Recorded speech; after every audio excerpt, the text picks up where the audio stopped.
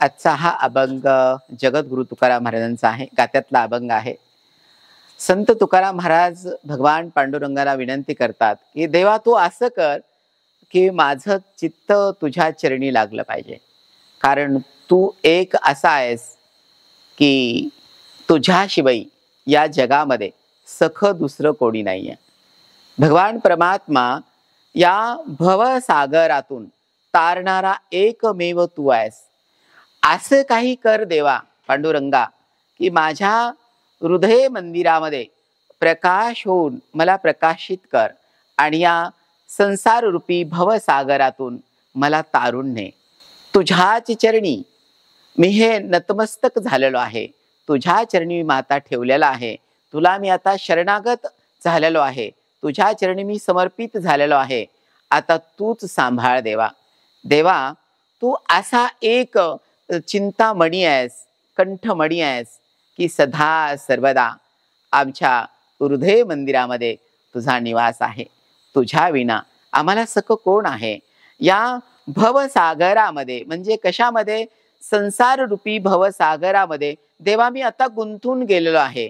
याच्यामधून तुझ्याशिवाय पांडुरंगा मला कोणी काढणार नाहीये. संत स्वतः अनुभव घेतात आणि मग त्यांच्या साधनेतून समाजाला सांगत असतात.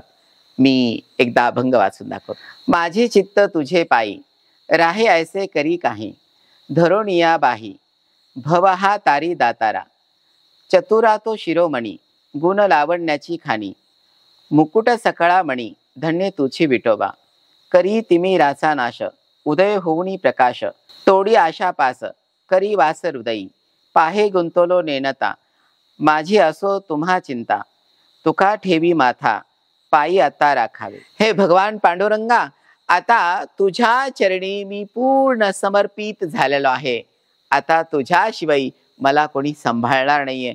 तू एक सांभाळणार आहेस.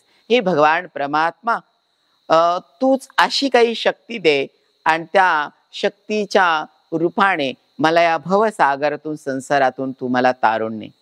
हा देवाला विनंती केलेला हा अभंग आहे.